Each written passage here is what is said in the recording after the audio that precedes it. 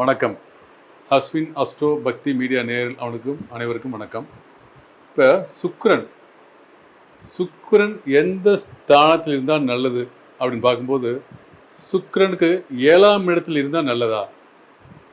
சுக்கிரன் 7ஆம் இடத்தில் இருந்தால் நல்லதா அப்படின்னு பார்க்கும்போது, எல்லாரும் அதையும் கேட்குறாங்க. ஏன்னா திருமண விஷயத்தில் ரொம்ப பேர் பாதிக்கப்பட்டவங்க இருக்கனால, சுக்கிரனாலே கடத்துறக்காரன் இல்லையா? அதனால் சுக்கிரனை கண்டு ரொம்ப பேர் பயப்படுறாங்க. ஒரு சிலர் சுக்கிரதசை வந்தால் யோகம் சூப்பர், எனக்கு சுக்கிரதசை என்னை காப்பாற்றுச்சுன்னு சொல்கிறவங்களும் இருக்காங்க. சுக்கிரதசை தான் என்னை காப்பாற்றுச்சு, சுக்கிரதசை வந்து எங்கள் லைஃப்பில் எங்கள் குடும்பத்தில் எல்லாருக்கும் நல்லா இருந்துச்சுன்னு சொல்கிறது வந்து ரொம்ப ஒரு 60% இருந்தால் கூட 40% பீப்புள் சுக்கிரன் தசை வந்து எங்களுக்கு உண்மையை செய்யலைன்னு சொல்கிறது அதிகம். இதில் பர்டிகுலராக பார்த்தீங்கன்னா திருமண விஷயத்துக்கு சுக்கிரனை பற்றி இப்போ பேசுவோமே. சுக்கிரன் யாருக்கெல்லாம் 7ஆம் இடத்துல இருக்குது, எந்த நபருக்கு எந்த லக்கணத்துக்கு 7ஆம் இடத்துல இருந்து நன்மை செஞ்சிச்சு தீமை, இதை மட்டும் பார்க்கும்போது மேச லக்னம்,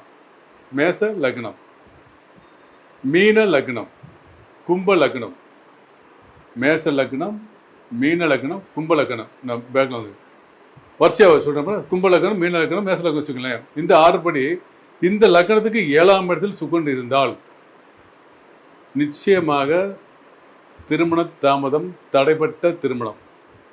நீங்கள் கேட்கலாம், சார் மேச லக்னத்துக்கு 7ஆம் இடத்துல சுக்கிரன் ஆட்சியாக இருப்பார். ஆமாம், ஆட்சி தான். ஆனால் திருமணம் தடையாகி ரொம்ப தாமதமாக நடக்கும்.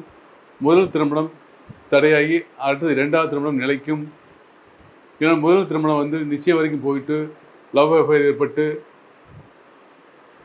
தடையாகி நடக்கும். ஆட்சி தான். துளாராசியில் மேச லக்னத்துக்கு 7 ஆட்சி தான். நீங்கள் பல ஜாதகங்கள் எடுத்து பாருங்கள், தாமதமான திருமணத்தை காமிக்கும். அப்படி என்றால் எந்த லக்னத்துக்கு இளம் வயதிலேயே ஆணாக இருந்தால் ஒரு 27க்குள்ள 29க்குள்ள, பெண்ணாக இருந்தால் ஒரு 25 வயசுக்குள்ள திருமணம் நடக்குதுன்னா யாருக்கு அப்படின்னு பார்த்தீங்கன்னா, அப்படியே நான் சொன்ன லக்னத்துக்கு 7ஆம் இடம் வாங்க. சிம்ம லக்னம், கன்னி லக்னம், துலா லக்னம், இந்த 3 லக்னத்துக்கு 7ஆம் இடத்தில் சுக்கிரன் இருந்தால் மிக இளமையில் திருமணம் நடக்கும். அது மட்டும் இல்லை, நீண்ட காலம் நீண்ட ஆயுளோடு வாழ்வதற்கு, நீண்ட ஆயுள் சொல்லும்போது சனி பகவானை பார்க்க வேண்டிய சூழ்நிலை இருந்தாலும் நீண்ட ஆயுளுடன் வாழ்வார்கள். திருமண வாழ்க்கையில் மணமக்கள் கப்புள்ஸ் நல்லா ஒத்து போவாங்க. அதில் எந்த மாற்று கருத்துமே இல்லை. இந்த லக்னத்துக்கு மட்டும்தான் 7ஆம் இடம். மற்ற லக்னத்துக்கு 7ஆம் இடத்தில் சுக்கிரன் இருந்தால் நிச்சயமாக குரு பார்வை, செவ்வாய் பார்வை, சனி பார்வையை பார்க்க வேண்டும்.